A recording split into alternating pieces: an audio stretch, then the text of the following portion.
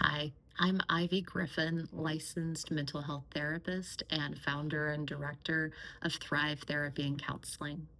Today, I want to share a blog written by one of our therapists, Chelsea Crow, and the topic is sensitivity versus weakness. Feeling deeply in a tough world, the truth about sensitivity. So let's think about what comes to mind when you think of someone who's described as sensitive. Is there something in the realm of overly emotional, weak, or fragile? And if so, you're not alone. In a world that often glorifies toughness, sensitivity is frequently misunderstood and sometimes even dismissed as a flaw. But here's the truth: sensitivity is not a liability, it's a strength. It allows people to process the world deeply, form meaningful connections, and navigate life with heightened awareness. So, why does sensitivity get such a bad rap? And how can we reframe it in ways that allow highly sensitive people to be better understood and supported instead of dismissed? So, let's break it down. First, sensitivity is about awareness, not fragility. Have you ever noticed how some people pick up on the smallest details? This is probably you or someone you care about. You know, how they notice a shift in someone's tone or a subtle change in the atmosphere or the unspoken tension between two people. That's the gift of sensitivity. Highly sensitive people have a heightened awareness, excuse me, of their surroundings and emotions. They deeply process information, notice details that other people miss, and experience emotions intensely. This isn't fragility, but it points to a finely tuned nervous system that picks up on the world in vivid detail.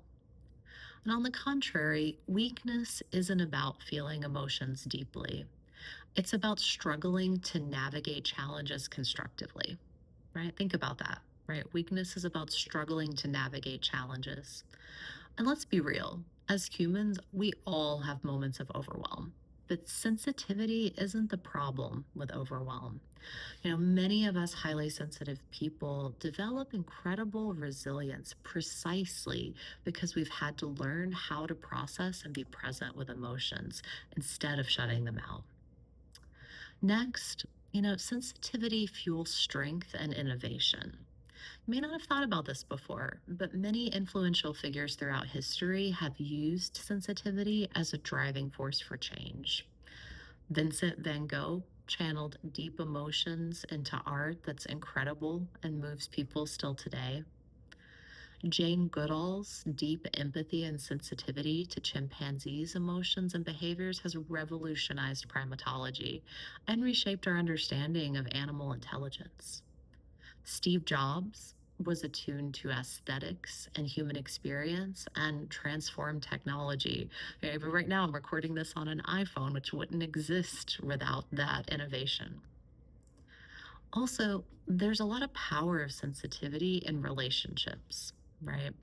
Have you ever had a friend who just gets you, who can sense how you're feeling without you having to say much? Or conversely, have you ever been the friend who just gets other people and they really appreciate it? That's the power of sensitivity. One of the biggest strengths behind sensitive people is our ability to form deep, meaningful connections. Sensitive people are excellent listeners, compassionate friends, and intuitive partners. We offer meaningful support, build deep connections, and bring a lot of authenticity to relationships. Of course, we all know relationships can be challenging and sensitivity can come with its difficulties. You know, as sensitive people, we may feel emotionally drained by others. We can also struggle with setting boundaries. We may have difficulties with vulnerability or expressing emotions, but those aren't weaknesses. These are simply areas that need more care and attention.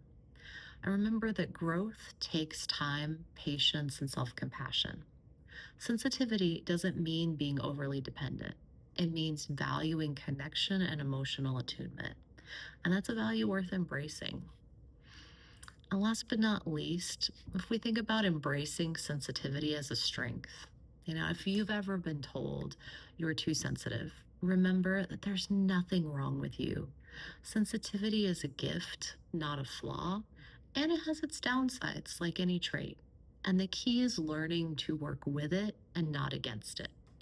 And that might mean working on setting boundaries to protect your energy, finding your healthy ways to process emotions to manage overwhelm, and surrounding yourself with people who truly appreciate your depth.